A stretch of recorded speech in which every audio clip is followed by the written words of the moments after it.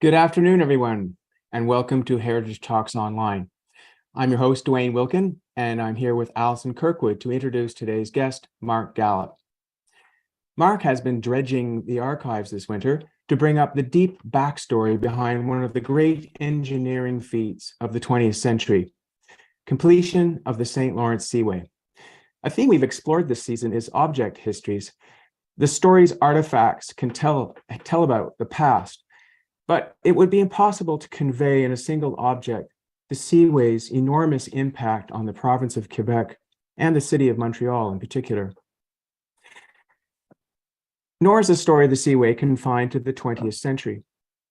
As we are going to see this hour, for bypassing rapids and enabling ocean-going ships to reach ever further inland are centuries old. Before we begin, though, I'd like to thank our major donors who make this series possible: the Department of Canadian Heritage, the Zeller Family Foundation, and Townshippers Foundation. We are also supported by our member institutions, historical societies, community museums, archives, public libraries, and cultural groups across the province. As a nonprofit association, the Quebec Anglophone Heritage Network, QAN, also depends on hundreds of people like you who share our interest in lifelong learning and support our mission through subscriptions to our quarterly magazine, Quebec Heritage News. A special thanks to all of you who are watching today. You can find more information about QAN and the work we do on our website, www.qahn.org. And please consider joining as a paid member to ensure that we can continue to bring you heritage talks, workshops, conferences, exhibits, and special projects, such as our popular Scandal Makers documentary series. Today is a great day to join because QAN is offering first-time members a 30% discount off the usual price of a one-year membership. That's just $20 for 4 issues of Quebec Heritage News. Message Allison in the Zoom chat box or by Facebook Messenger to claim this offer, which is valid only until the end of today's presentation. Now, a quick word about technology. If you were joining us by Zoom, I'll ask you to please keep your webcam turned off during Mark's presentation. Please do turn it back on during question and answer period. And to speak your questions and comments out loud, just click on that yellow raise hand icon in the reactions box at the bottom of your screen to get my attention. You can also type questions and comments into the Zoom chat box or on Facebook Messenger. Our guest today has been a friend and a supporter of Quebec's English-speaking heritage community for many years, notably through his volunteer service as a trustee of the Mount Royal Cemetery and as a member and past president of the Atwater Library's Board of Directors. After decades of working professionally in the investment and financial services sector, retirement has finally freed him to devote more of his considerable energies to research, writing, and lecturing. The beauty of seeking and sharing knowledge for its own sake is that we get to choose the questions. It seems the seed for today's talk was planted decades ago in the mind of a boy watching cargo boats on the Chambly Canal. More recently, Quebec Heritage News magazine has carried our speaker's byline, and he contributes to Canadian heritage research and education on the national stage through his work as a governor of the Royal Canadian Geographic Society. Mark Gallup, welcome to Heritage Talks Online. Thank you very much, Dwayne, and thank you all for being here, whether on Zoom, on Facebook Live, or watching after the fact on the recorded version. When we think about Canada's great nation-building projects, the Pacific Railway or perhaps the Trans-Canada Highway might come to mind. But I would argue that canal building is equally important. I think it's significant that what we now know of as the Federal Ministry of Transport was known for many decades as the Department of Railways and Canals. It was one of the most powerful departments in early Canadian governments. The department was first created in 1879, and future Prime Minister Charles Tupper was its first minister. None other than John A. Macdonald held this ministry while simultaneously occupying the post of Prime Minister. The last minister with this title was C.D. Howe, and it was under his tenure that the Department of Transport came into being in 1936, when railways, canals were combined with marine and civil aviation. The story I'm going to tell spans centuries, but rather than telling it chronologically, I'm going to give precedence to geography, perhaps in deference to my new position with the Royal Canadian Geographical Society. So please think of yourselves as perhaps the crew of a vessel that has just made its way across the Atlantic and is sailing or steaming, depending on the era, up the St. Lawrence. As we aim towards the Great Lakes and the heart of the continent, we'll stop and hear how the engineers and their political masters overcame the many obstacles to navigation along the way.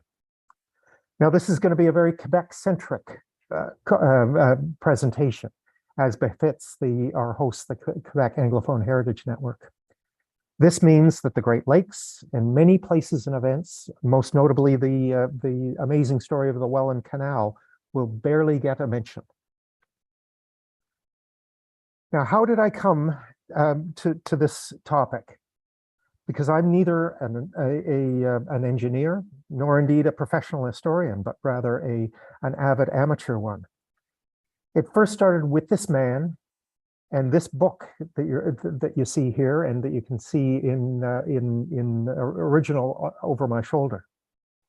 As you heard in the intro, I am very involved at the Mount Royal Cemetery, and most of the personalities I'm going to talk about today are buried there.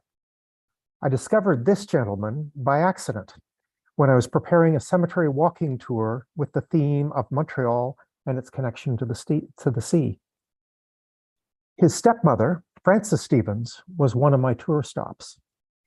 And I stopped at the Stevens family grave because of her tale, her very dramatic tale of dying in the sinking of the Lusitania.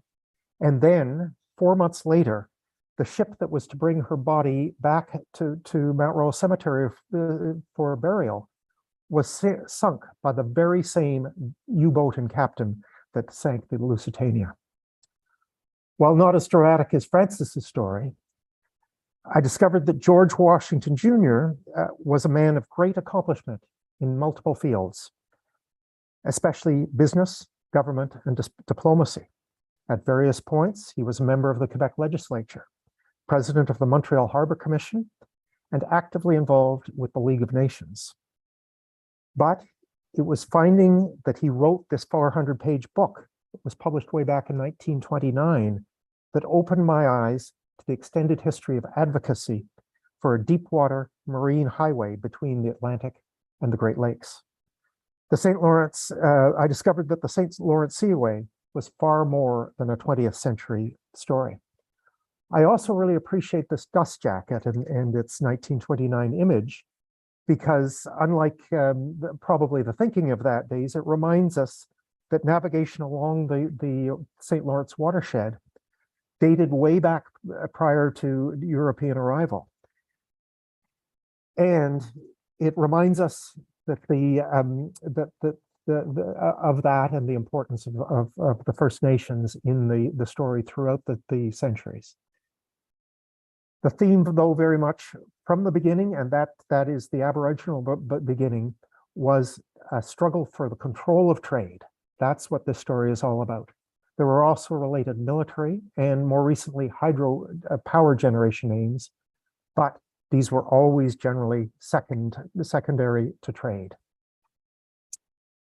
There's a temptation to assume that the St. Lawrence, at least as far as the city of Montreal, has always been accessible to ocean-going ships. After all, didn't we learn in high school history that Jacques Cartier made it that far in the 16th century? Indeed, in his second voyage of 1535, he sailed to Stadacona, now known as Quebec City, with the 3 ships pictured on the stamp. But when he continued on his voyage towards Hochelaga, now known as Montreal, he did so only with the smallest of his 3 ships, with the name of Emerilion, the Merlin. So yes, a ship that crossed the Atlantic made it to Montreal, but let's consider its size. It was probably about 15 meters long and so could have comfortably floated in a standard 25-meter swimming pool. Another way to consider its size is that most of us probably, or some of us might know, even remember the name of his largest ship, Jacques Cartier's largest ship, which was the La Grande Hermine, because a replica was built for Expo 67. I love this image because it shows the replica Grand Hermine being towed to its berthing site at Expo 67, with very appropriately the Jacques Cartier Bridge in the background. And it really does show just how small the biggest of Jacques Cartier's ships were. And that's not the one that made it all the way to Montreal. And just for those who have memories back to Expo 67 and Man in His World, here it is at its birth at La Ronde. Now, from the one other thing I'm going to say about Jacques Cartier is that Montreal was as far as he made it, or Hochelaga. From the top of what we now know as Mount Royal, he looked west and saw an obstacle in the form of rapids that kept him from going any further. It certainly wasn't caution that kept Cartier from getting to Montreal in anything other than his smallest ship. After all, this was uncharted terrain. There were indeed dangers and obstacles to navigation, most notably the shallows of Lac Saint-Pierre.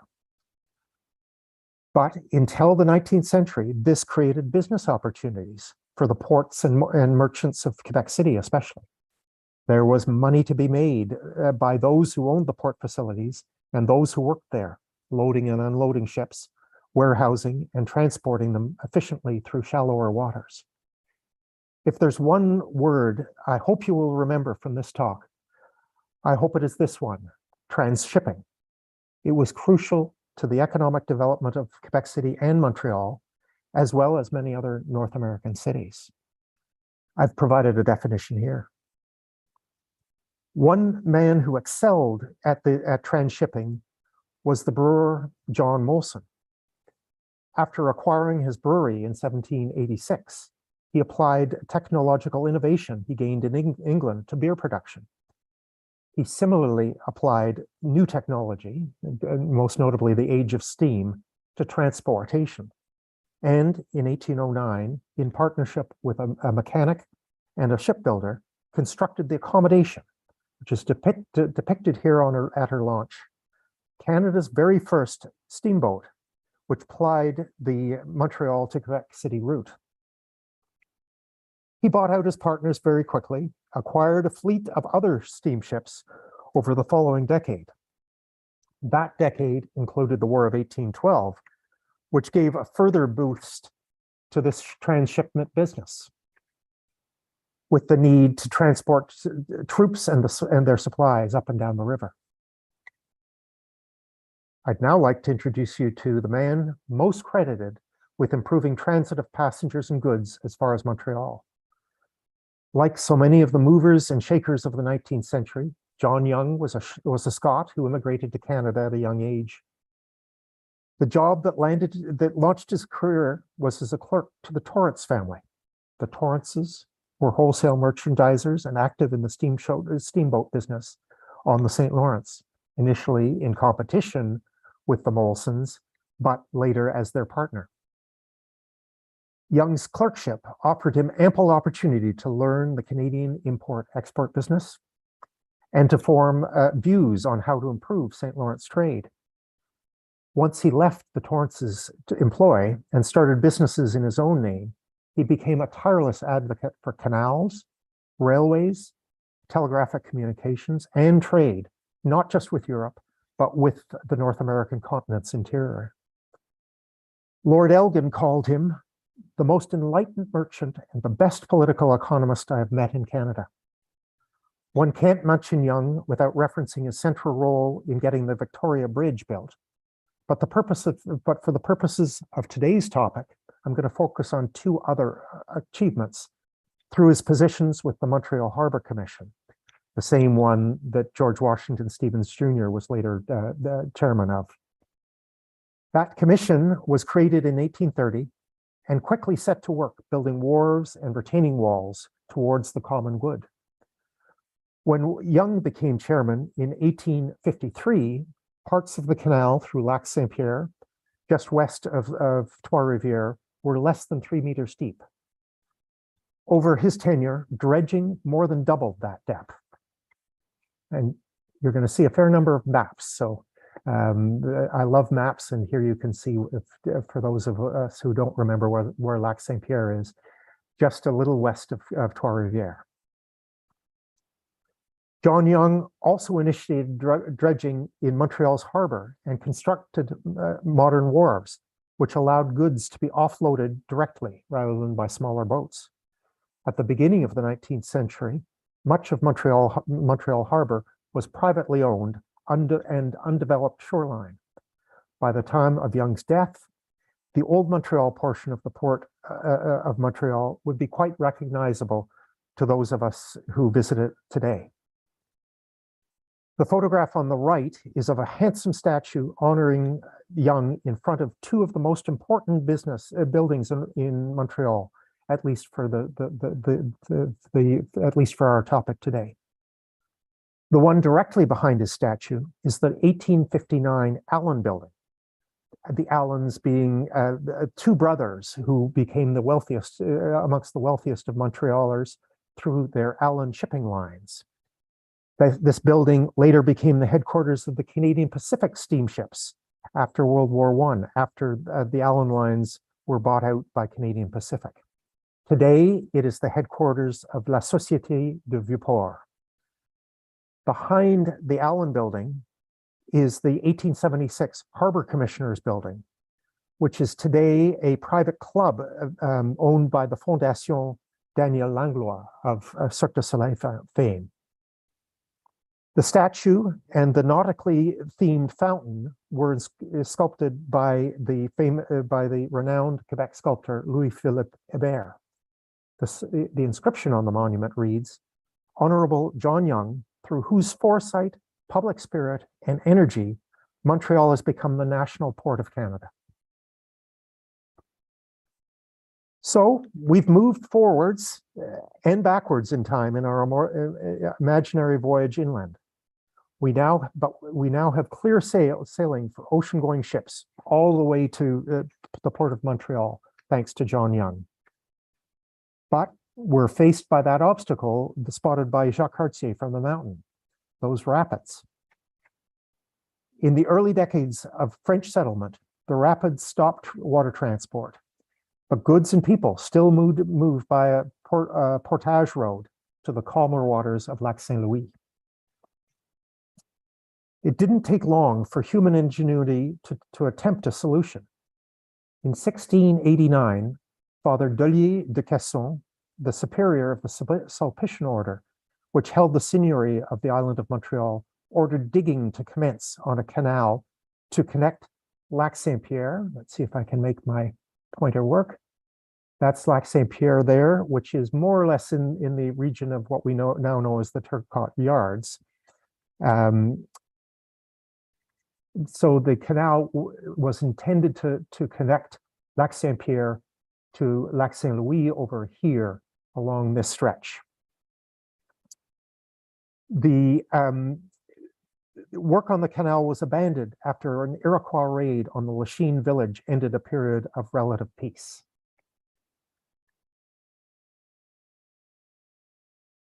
Interest in a Lachine canal was expressed by Montreal merchants from about the 1790s, but this aim was not shared by the agricultural interests that predominated in the Quebec legislature, the Quebec Assembly. However, the War of 1812 added a decisive dimension to the argument. In 1819, the Assembly allowed the creation of a private company dominated by Anglo-Canadian merchants to build a canal. Both the British and the Lower Canadian governments bought substantial blocks of shares, but even that did not provide sufficient capitalization. And in 1821, the government bought out the company. A consortium of important Montreal names was involved in this project. I'm going to highlight the brothers Stanley and Abner Bagg, who recruited the 500-strong labor force for this construction. The family later became the second largest landowner on the island. That was after the Sulpicians. But in the 1820s, the brothers were still building their fortunes as merchants and traders, doing particularly well as suppliers of provisions to the British Army. The family papers are now at the McCord Stewart Museum, and these give us a window on the construction of the canal. The edifice on the right is the Bagg family mausoleum at Mount Royal Cemetery. Had to get at least one tombstone or a view of the cemetery in here. And I noticed the Miriam Cloutier, who's the director of heritage programs and who took this picture, is in the audience. So I thank her for that picture. This book is from those McCord archives and is the Bagg's Lachine Canal pay list, dating from 1822 to 1824. It was featured by Quan in its English-speaking Quebec through 100 Objects project, and it gives a captivating window on the working life of these mostly Irish laborers. Where these day workers would have been otherwise anonymous, thanks to the preservation of these records, here we can read their names, their days worked, their remuneration, and also that pay sometimes came in the form of credit that could only be spent at the Bagg store or at their tavern. The McCord archives also tell us that Stanley Bagg gave his father-in-law, John Clark, the contract to supply all the canal workers with all their meat. These records, in part, are in the process of full digitization, so will be available for researchers and genealogists to consult directly from the comfort of their own home. After the Lachine portage, or later the canal, goods and passengers had relatively smooth sailing across Lac Saint-Louis, and if they chose, up the Ottawa River, although there were later minor modifications to help that along, especially at Saint-Anne-de-Bellevue and at Carillon. After all, the Ottawa River to Lake Nipissing, then to the French River, then to Georgian Bay route was certainly preferred by most of the voyageurs of the Montreal-based Northwest Company in their fur trade. However, if one's destination was Lake Ontario, and therefore the desired direction of travel was up the St. Lawrence, barriers were soon met.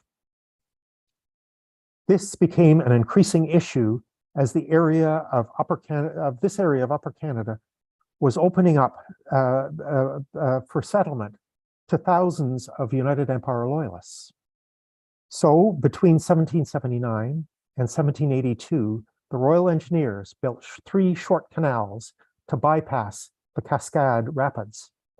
These were called the Haldeman Canals, after Frederick Haldeman, the governor of Quebec. These were narrow, only about 2 meters wide, quite shallow, less than 1 meter deep, but sturdily built. Goods in that period were transported by bateau. You can see a picture that's bateau with an X, and you can see a depiction of one here, which would have looked to our eyes like long and narrow rowboats.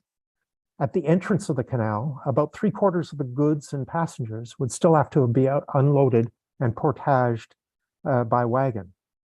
These early military canals became outmoded by the 1840s, and so construction of the Beauharnois Canal on the south side of the St. Lawrence occurred in that era, in that decade. I did say that my talk was going to be quite Quebec-centric, but there are a few diversions just outside of the Quebec border, and this is one of them, onto the Rideau Canal, because it's an important story to understand the big picture. The Rideau Canal, like a number of other mentions that I've already made, was a product of the War of 1812. At least that's when it was first conceived. because American actions showed the vulnerability of the St. Lawrence, especially in the stretch between Montreal and Kingston. Up the Ottawa and then along the Rideau would have been a long detour, but it would have provided considerable protection from American attack.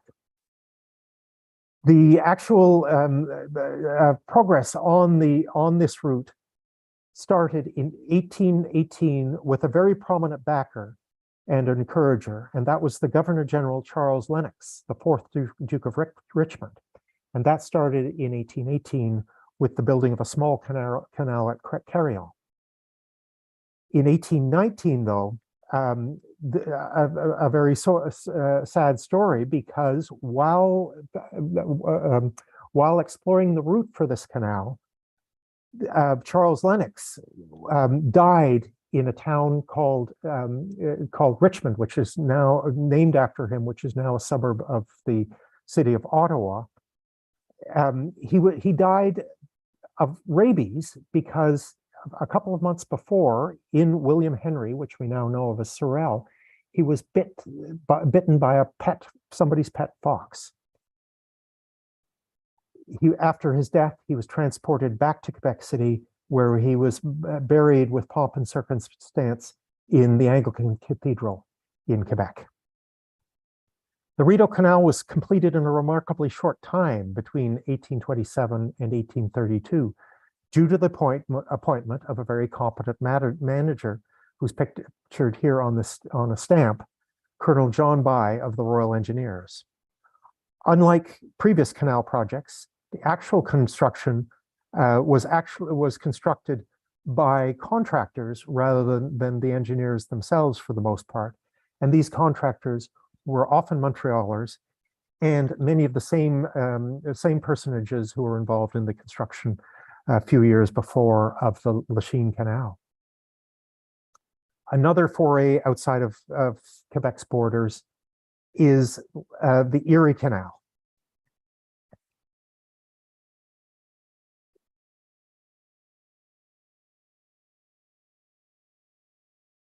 Which is shown in this long dark line.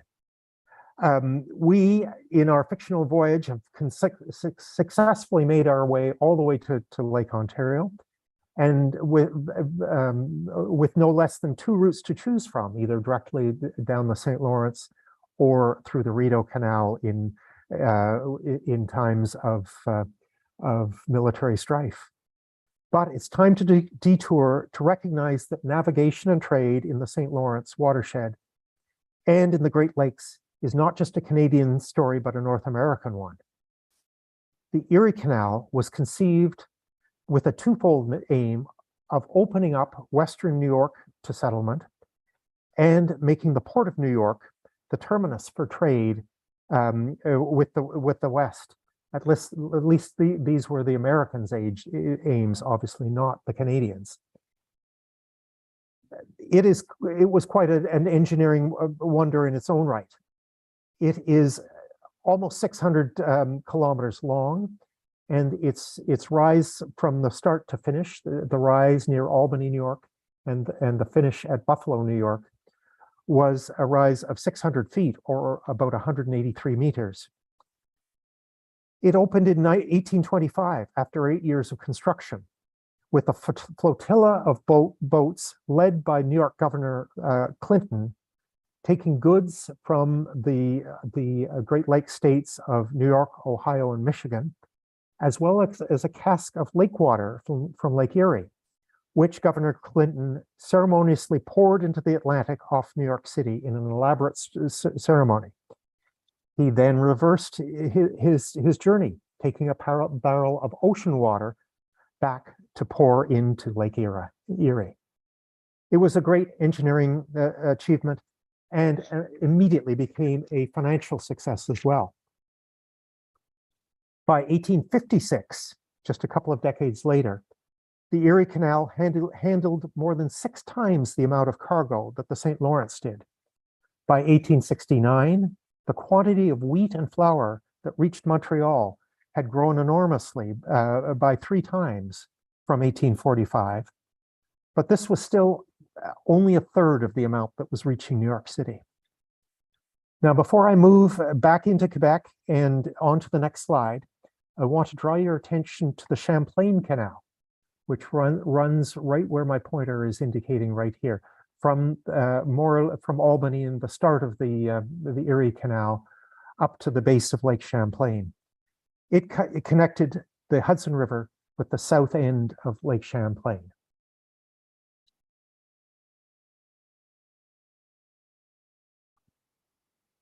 The Champlain Canal that we just saw encouraged Canadians to look to the Richelieu River as a trade option on shipping goods, especially to New York City and the eastern seaboard.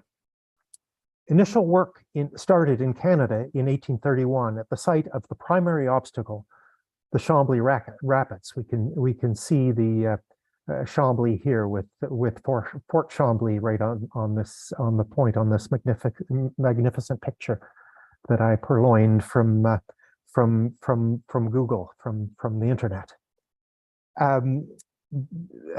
Locks were completed only in 1843, though, at which time locks were also built at Saint-Ours and Saint-Jean-sur-Richelieu. Trade along this route never amounted to much, however, and the canal was mostly used to send timber from the Ottawa River Valley to New York markets. Now, this 20th century gentleman goes by the name of Guy Toombs. And I think also in our audience are the people who told me the story of Guy Toombs that I'm about to tell you, and that's Robert and Maura Wilkins. So I'd like to thank them for introducing me to this fine gentleman. Guy Toombs started working at the age of 14 as messenger at Canadian Pacific Railway's Foreign Freight Office. By 1921, he'd started his own freight forwarding firm that is still in operation today and is run by his grandson. And yes, the Toombs family tombstone is at Mount Royal Cemetery. I really wanted to include that just for that, to be able to say that in my walking tour, but it was too high up the mountain. It would not have been unfair to my walking tour participants to trek them up the hill only to bring them back down. Now, he, like George Washington Stevens Jr., whom we met at the beginning, Guy Toombs was also a great promoter and an early promoter of the St. Lawrence Waterway Project.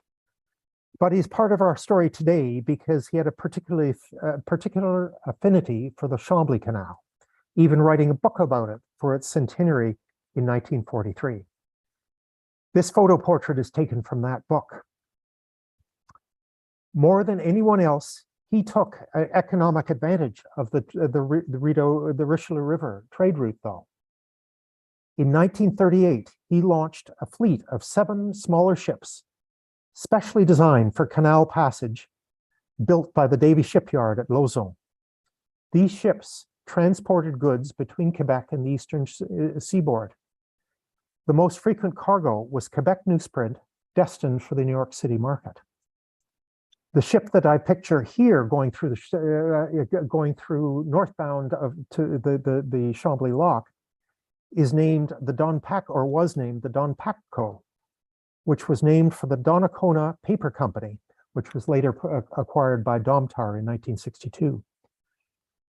Now, as what Dwayne alluded to in the introduction, this brought back memories from my childhood in the 1960s.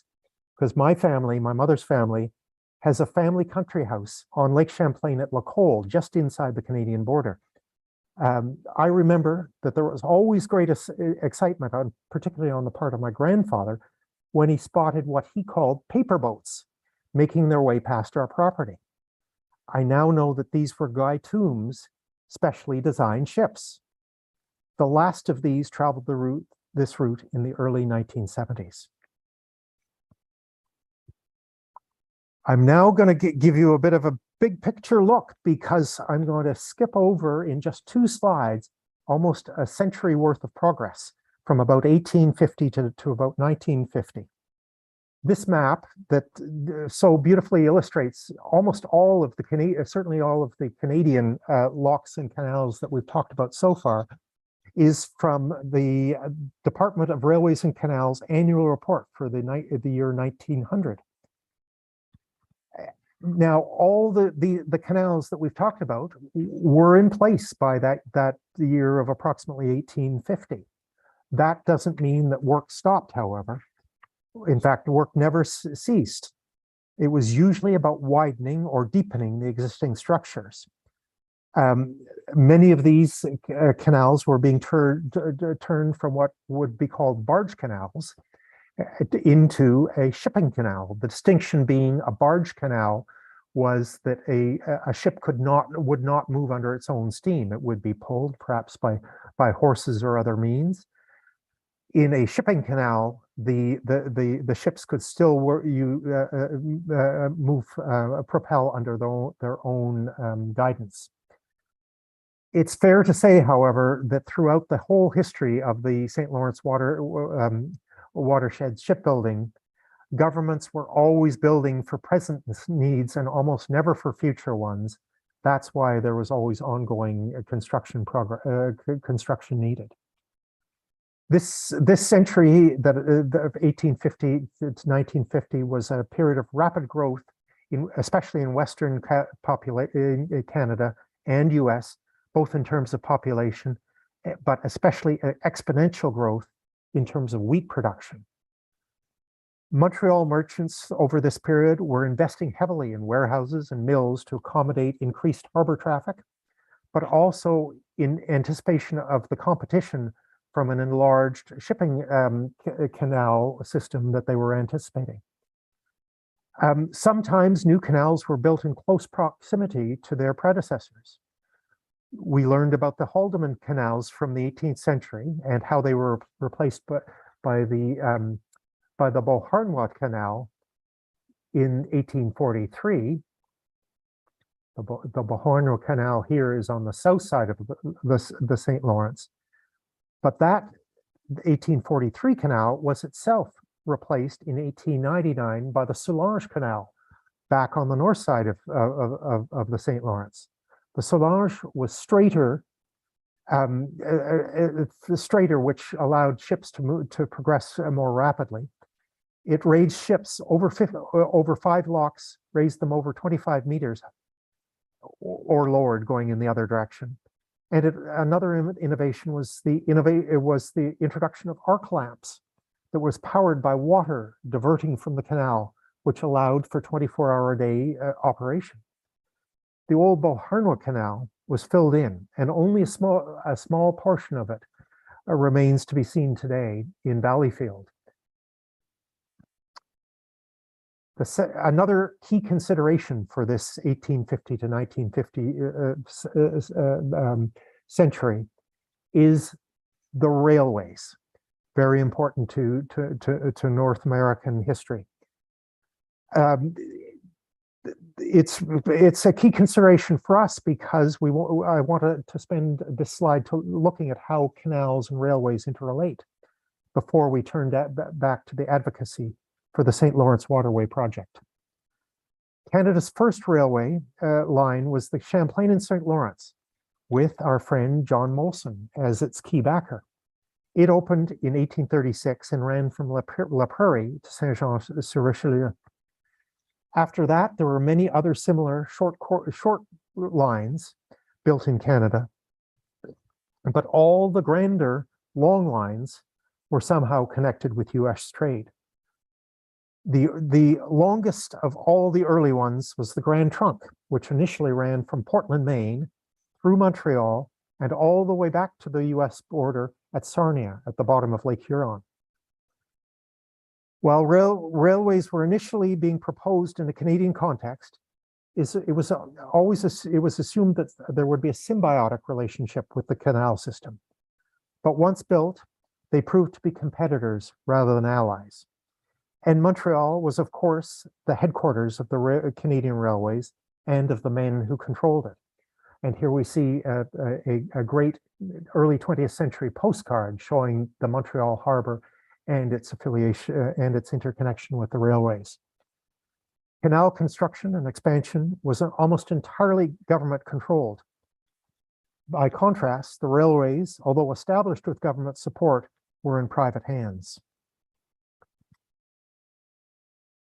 Negotiations and discussions, as was has been alluded to in the introduction from both Dwayne's and my introduction, long predate the actual building and opening of the Seaway. In fact, they started in the 1890s in earnest, when both Canada and the US, and over this period, both Canada and the US have had their periods of enthusiasm. Unfortunately, those periods of enthusiasm rarely came simultaneously.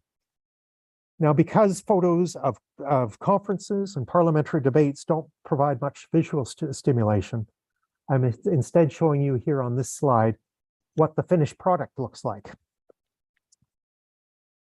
The first big step towards getting serious about talking about a great St. Lawrence watershed project was in 1894, when the Toronto Municipal Council convened an international deep waterways conference. This resulted in much interest and many committees, all of which were heavily concentrated in Midwestern support rather than in Eastern Canadian or Eastern US support. By the time of the next convention, a year later in Cleveland, both national governments had agreed to participate in cooperative study.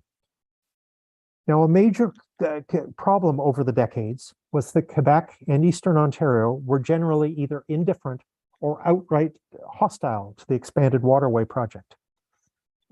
Quebec and Eastern Ontario weren't the only entities or populations to be opposed, though. Other opponents included east-west railways, east coast ports, existing transshipment cities such as Montreal, Quebec City, and Buffalo, those who supported other waterways such as the Erie Canal or the Mississippi, and those who just saw the whole thing as an unaffordable dream. Conferences and commissions and debates continued without much progress throughout the first half of the 20th century. And this was despite of the active support of every president including and after President Taft, and every prime minister after and including Prime Minister Borden. There were two factors that finally started to turn the tide towards the middle of the 20th century. From the earliest days of de Casson's digging in New France, water power was an element in the arguments for canals. This, through most of the period that we've discussed, and up until the late 19th and early 20th century, this was always about very localized milling power. The development of an electrical grid, however, that could be powered by hydro gradually added a more economically compelling case. Because power development would inevitably affect navigation and vice versa, it made sense to build hydro dams and canals in tandem. But at the same time, private power was being developed, that was especially the case in Quebec, which gave the province's men of influence another reason to oppose the Waterway project. But there was a second compelling argument that came about in the mid-20th century. This breakthrough came because of iron ore. The US's primary source of iron ore was the Mesabi Range in Minnesota, but that started running out by about the 1930s. During the Second World War, Hollinger Company started looking for ore in Quebec and Labrador. They joined with a couple of US steel companies to form the Iron Ore Company of Canada. And this combined operation was successful in finding large concentrations of high quality ore in northern Quebec and Labrador. And you can see on the right a picture of that region. And you can see pictures of the railways that were built bringing the resulting ore down to the ports, especially of the port of Sept-Îles, which you can see on the picture on the left. But that was fine to get it as far as Sept-Îles, but most of North America's steel plants were on the Great Lakes. So there was a need to get that ore from northern Quebec and Labrador towards the Great Lakes. President Harry Truman's 1950 State of the Union summed up the situation. I repeat most emphatically my previous recommendations for approval of the St. Lawrence Waterway and Power Project. Authorization of the Seaway with its related power facilities is a matter of urgency for our peacetime industry and our national security. In particular, each succeeding year reduces further our domestic reserves of iron ore and increases correspondingly the importance of the Seaway as a means of economic access to proven ore deposits in Quebec and Labrador. The start of the Korean War, which came only a few months later, added to that urgency. So finally, Quebec had positive economic arguments in favor of the Seaway. Premier Duplessis, however, couldn't bring himself to be in favor of any federal government project, but he at least promised neutrality on this point.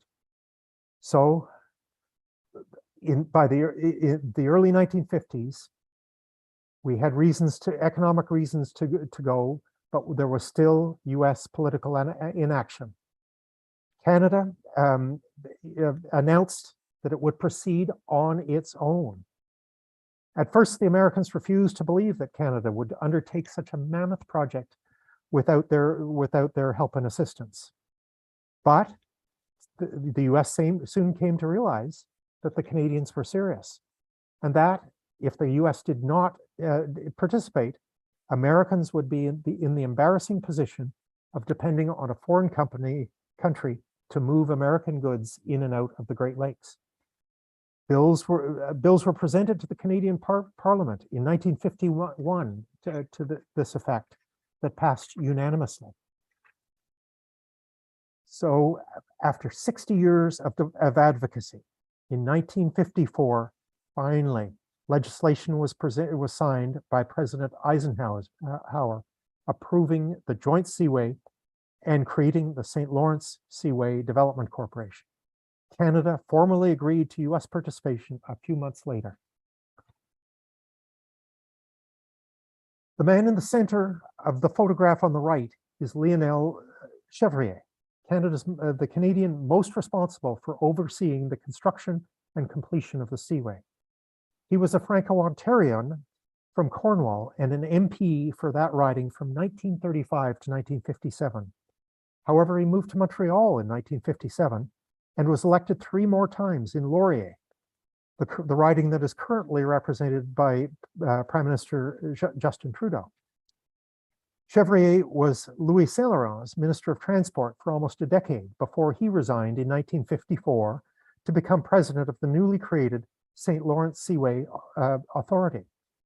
After successfully shepherding the Seaway to completion, he also had an interesting post-parliamentary career as a diplomat, which included the role of the Commissioner General for State Visits for Expo 67.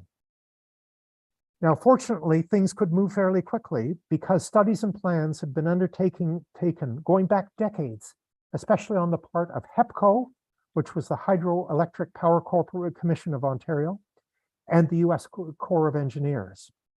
So work began promptly, and it was a mammoth undertaking.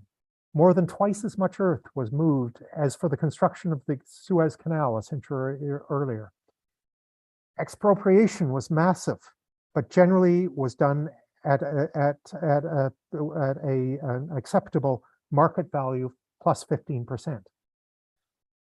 The combined project sucked up much of the available skilled labor in Eastern Canada and Northeastern US. Before long, 22,000 workers toiled on the navigation and power facilities. The area around Montreal as a major population center was the most technically complex That was in part because 4 bridges already crossed the St. Lawrence at onto the island of Montreal. And all of these had to be addressed. The portion of the Jacques Cartier Bridge over the eventual canal was jacked up by 25 meters under the direction of Philip Prattley, the man who designed its initial construction way back in 1929. And we can see a 1959 picture here of the higher span over the Seaway. Victoria Bridge, dating back to 1859, carried both rail and vehicle traffic, so it was a particular engineering challenge. Here we see an aerial view of the solution that was found to the aerial bridge that many of us might know today from crossing over the bridge. And this is at the St. Lambert Locks. Chevrier attempted to get Quebec to agree to a power dam on the Lachine Canal, Lachine Rapids, but Duplessis was as opposed to federal provincial cooperation as ever. So that portion of the project went ahead without the power component.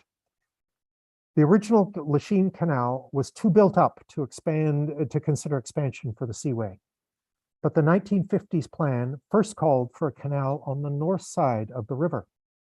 Verdun and La Salle would look very different today if this north side plan had been realized. Again, expropriation costs were deemed to be too expensive, so plans were revised to the South Shore route that we know today. The Ganawagi Reserve was particularly hard hit and cut off from the river and the rapids for which the reserve was named. In my final foray outside of Quebec borders, I really have to talk about the lost villages of Eastern Ontario, because it is for these that the Seaway construction is particularly known. 6,500 Ontarians were displaced, and this was as well as 1,500 Quebecers and 1,000 Americans on the more sparsely populated US side. 7 villages, 3 hamlets, parts of an 8th village, 225 farms, 18 cemeteries, 56 kilometers of main east-west highway, 64 kilometers of railway line, all were flooded. Some of the finest examples of Eastern Ontario architecture was moved to a new living museum, Upper Canada Village, and later to a museum called the Lost Villages Museum in Longsault. About 500 other houses were saved and moved. About 6,000 cemetery headstones were moved, and a small portion of graves were dug up and moved along with them. Some of the remaining structures were turned over to the National Research Council. These were rigged with monitoring equipment and burned. The result of this research spurred the use of smoke detectors rather than heat detectors in homes in Canada today, and a revision of the fire code. On July 1st, 1958, the final cofferdam was broken up by dynamite. A crowd gathered, expecting a surge, but the area to be flooded was so vast it took days for the level to rise. Amongst the first landmarks to disappear from sight was the old Cornwall Canal, which would eventually be under 15 meters of water, hiding a century of St. Lawrence navigation history. On June 26, 1959, the Royal Yacht Britannia, with Queen Elizabeth and President Eisenhower on board, sailed through the St. Lambert Locks and officially opened the St. Lawrence Seaway. From then on, through every port from Quebec City to the tip of Lake Superior wanted and indeed expected to capitalize on this new, vast and expensive system. But in reality, in the first few years, the Seaway was only a modest success. In part, this was because of lack of trained pilots and the inexperience of officers of ocean-going ships. accidents were frequent. And only the harbors of Toronto, Hamilton, and Windsor and Detroit had been dredged by 1959 to the required 8-meter depths. To conclude our story, let's have a brief look at what happened after those first few years, from its grand opening to the Seaway we know and see today.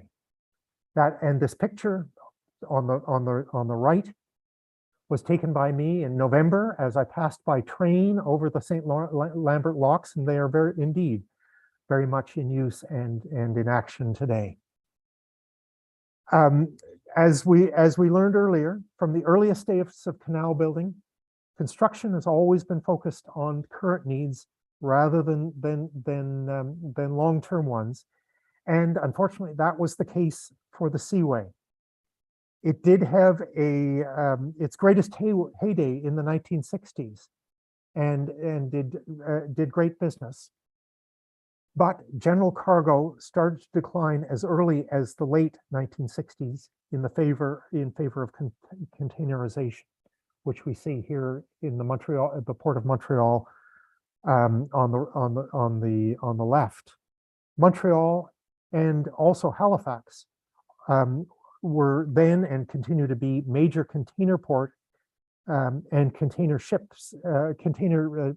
cities, and container ships quickly became too big for the Seaway. The same evolution also applied to oil tankers. And in this case, the Sarnia to Montreal oil and gas pipeline opened in 1976, advantaging Montreal, but disadvantaging Seaway traffic, bringing Western oil east. In 1959, at the opening, an estimation is that about 80 or 85% of all ocean-going ships worldwide could have entered the Seaway. But by 2009, well less than 25% of ocean-going ships could. And that estimate could be as low as 10 or 15%. Today, in a typical year, the Seaway is used by still about 4,000 commercial vessels, and a further 10,000 pleasure craft pass through the locks of the Seaway. According to the St. Lawrence Seaway Management Corporation, cargo shipments on the system still generate about $60 billion worth of economic activity per year, and over 300,000 jobs in Canada and the US. Grain and iron ore still account for more than half of the yearly traffic on the Seaway. I hope you've enjoyed our voyage through the Seaway and through the St. Lawrence watershed. And I look forward to your commentary and reminiscences and questions. Thank you very much. It's been a pleasure. Oh, thank you so much, Mark. Thanks for a wonderful talk. I see that we have. No, sorry, I'm rereading. I'm misreading my my Zoom chat. I have a question for you to start off. While you were discussing this construction of some of those early canals, I wonder if you could elaborate a bit on the culture of the lock. What did they call them? Lockmasters, I guess. In the day, it was a function. There are a few of them left in Eastern Canada. I've seen one that is preserved around Smiths Falls. I think it was part of the Rideau Canal system. I wonder if I'm trying to imagine in the early days, in the early to mid 1800s, there would have been a lot of these locks, and there would have been communities nearby and people who operated them. How many of them are left? Can they be visited? Can they be seen today? That's a very good point. I wish at the risk of extending my talk longer than it already was, I can see a whole other vein of inquiry. These were, of course, very important positions within the communities. Locks were almost inevitably government run, and therefore these were government positions, and highly sought after. The locks that continue on as part of the Parks Canada system, certainly the Rideau Canal, I think also perhaps on the Lachine Canal, do get operated as through the summer for pleasure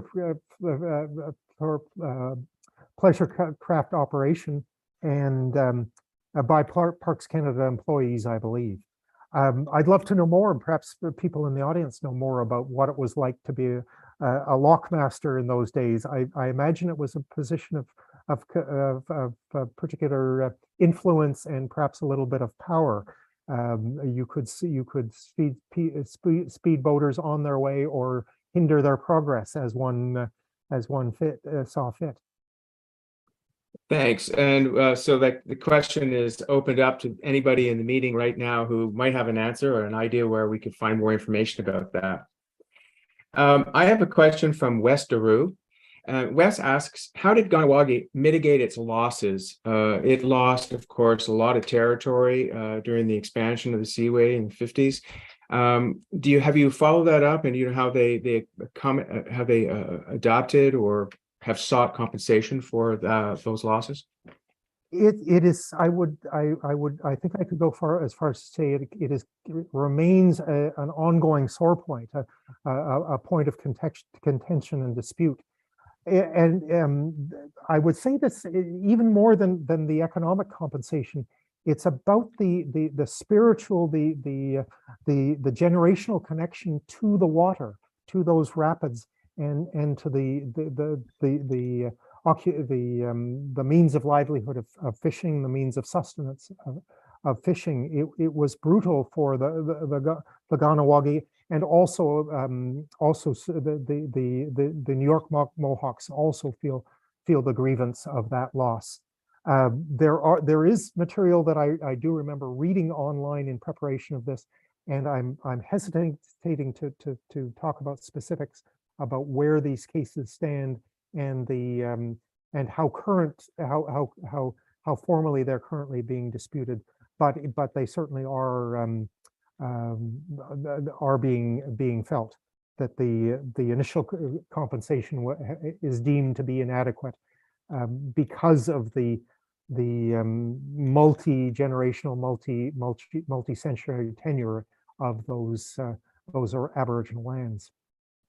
Certainly not a straightforward expropriation when you consider the longstanding occupation of those lands by First Nations communities. Indeed.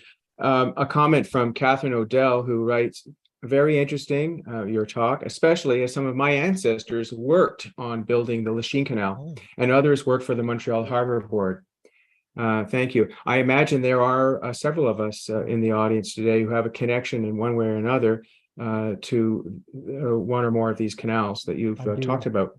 I'd be interested to hear whether Kathleen has consulted the McCord Stewart archive, the Bag Fond, and found physical evidence of her ancestors in there.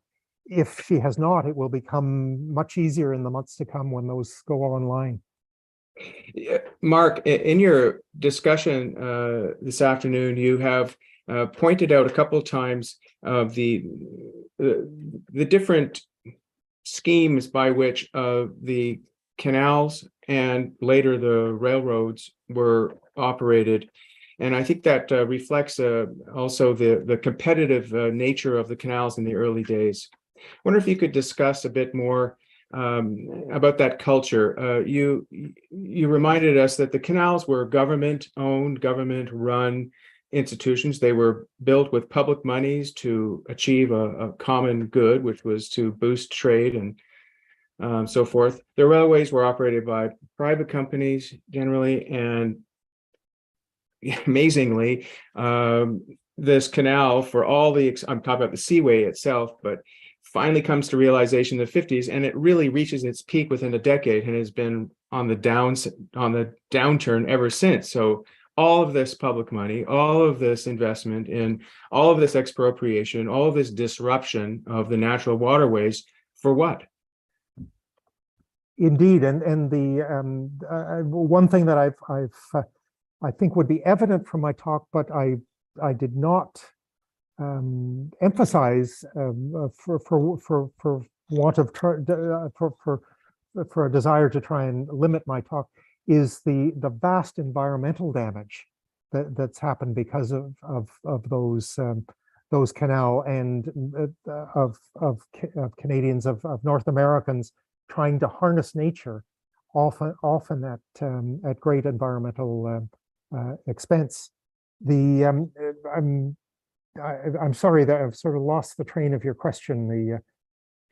Well, I think that what you were kind of getting to was and I may have misread your comments, but the one system was publicly funded, publicly run. The other, at least in its initial days, was primarily privately run, and the railways simply outcompeted the canal system.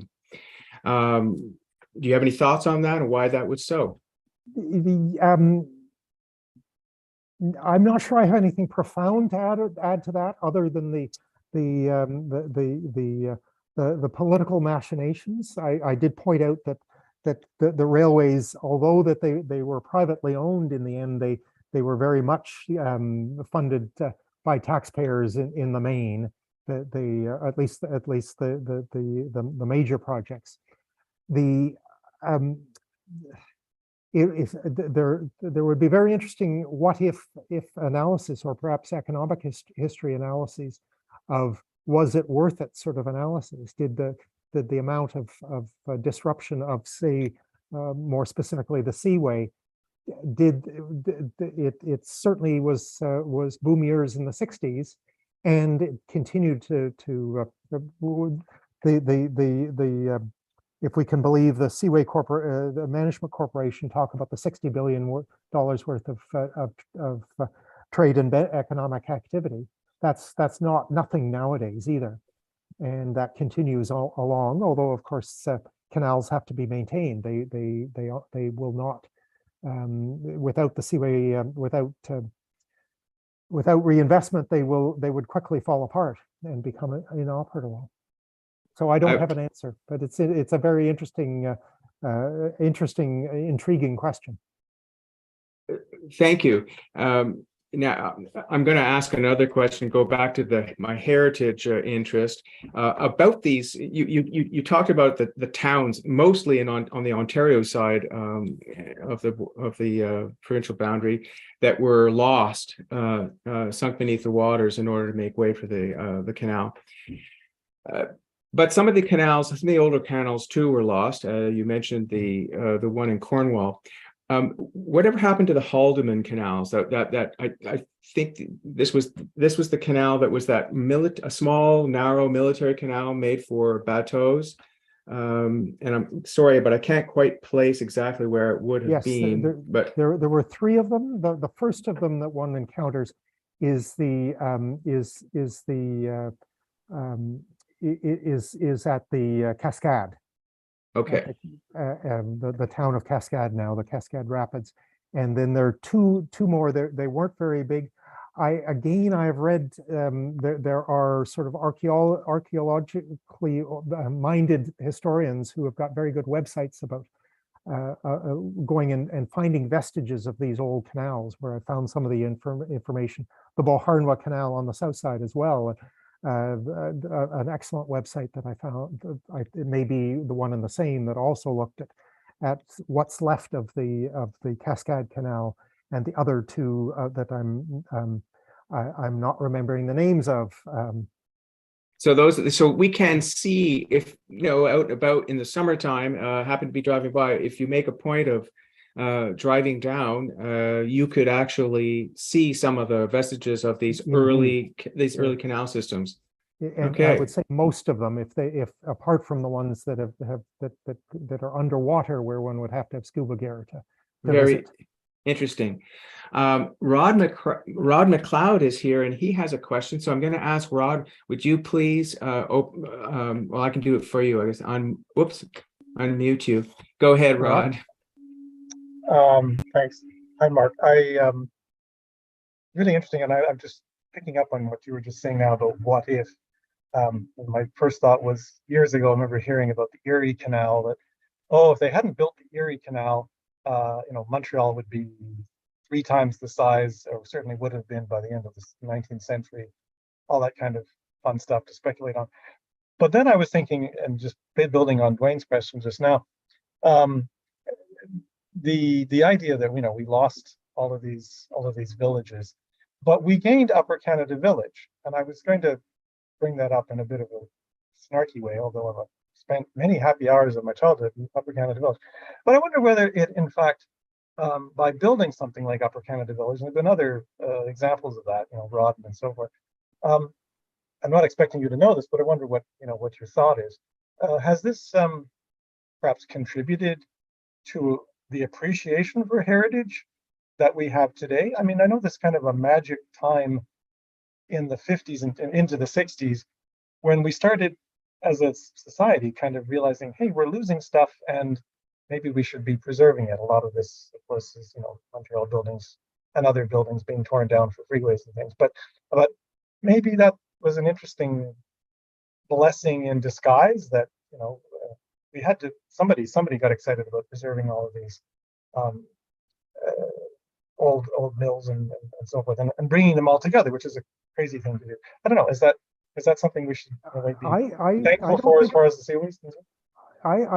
That's intriguing, and I certainly don't I don't look down my nose at Upper Canada Village. I also spent many childhood hours on family trips and school trips to Upper Canada Village. I have not been to the Lost Villages Museum, and I think it tells something that one museum was not enough, or living museum was not enough. That a decade later, that those Eastern Ontario communities felt the need to gather more of their heritage onto a second site with this Lost Villages Museum, which I hope to visit someday and see. It certainly focused their minds in terms of what we want to save. The number of buildings, that those numbers, like the 6,000 tombstones, is quite impressive. That even in that sort of modern look forward age, that there were people there who and communities. I think it was very grassroots oriented, who came together to save as much as they did, and to tell the stories of those villages and that way of life. Oh, yeah. Thank you for your question, Rod. And I just wanted to read a comment from Eve. Eve, I don't know what your last name is, but I'll do a rough translation.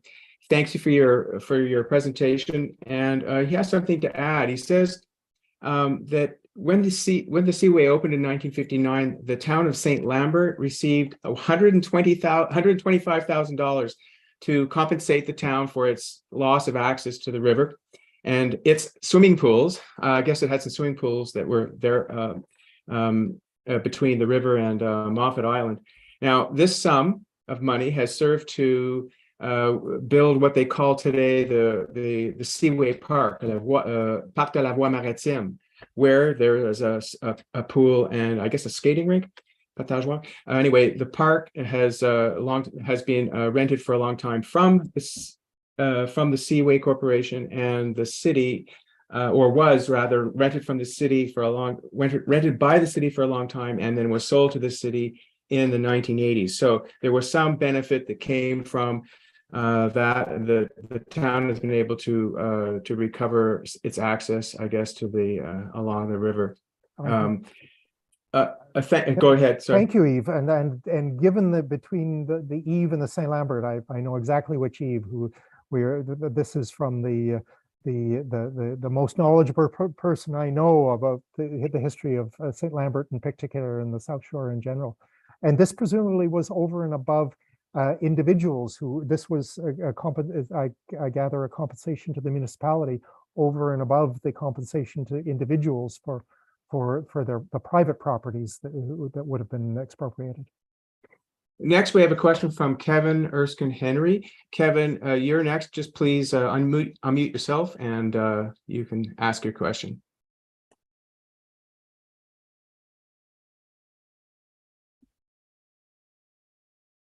Kevin, are you there? I guess Kevin is not there anymore. Anyway, if you come back, Kevin, we're glad to take your question. One last question I have, maybe just ask you to elaborate a little bit further, Mark, on this resistance from initially Quebec and Eastern Ontario to the idea.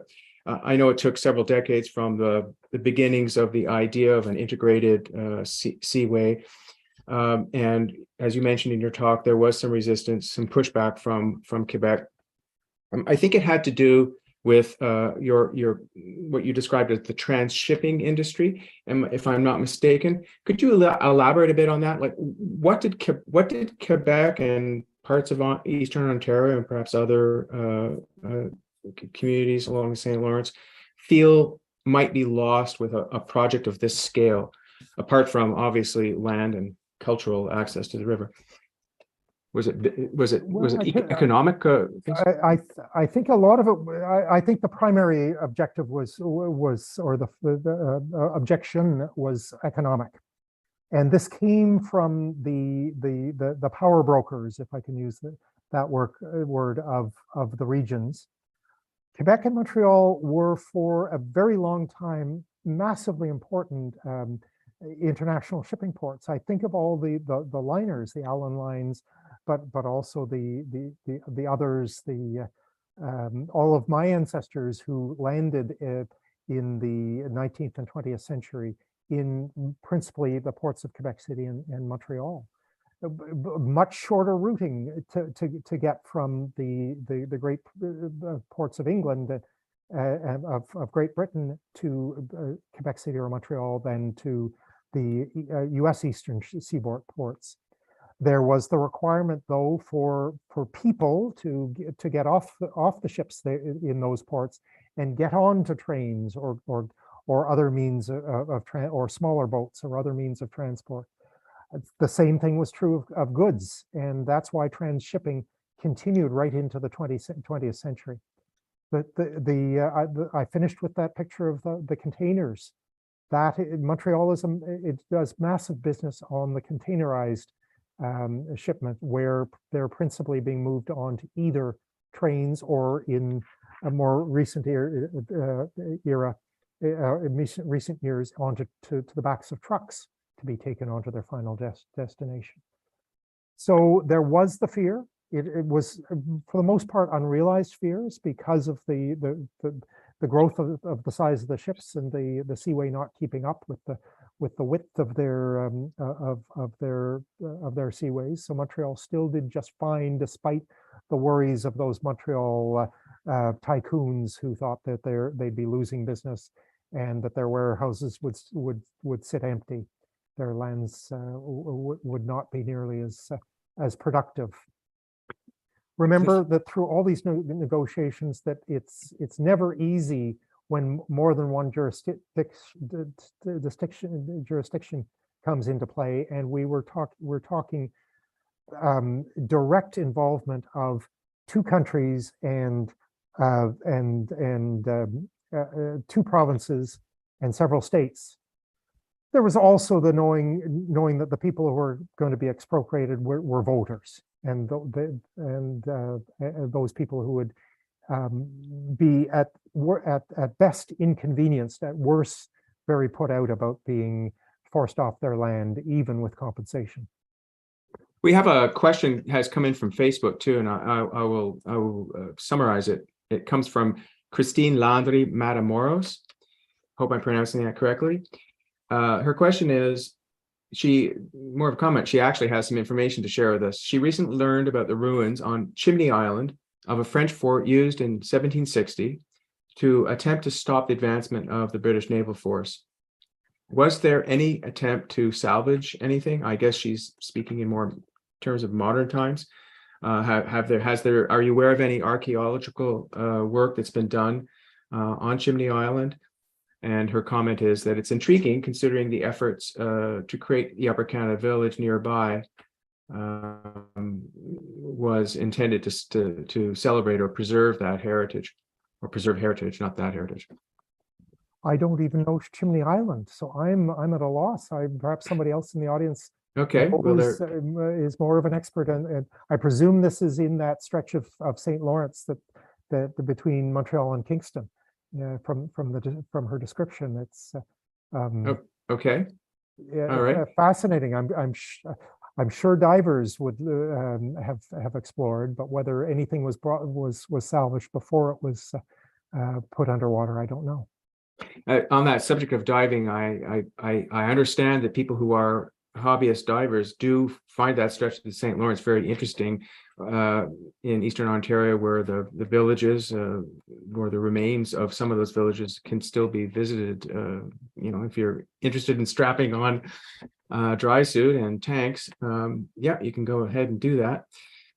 Of course, anything that it was really flattened to the ground, all trees were harvested and houses were demolished because of the risk of risk to shippings.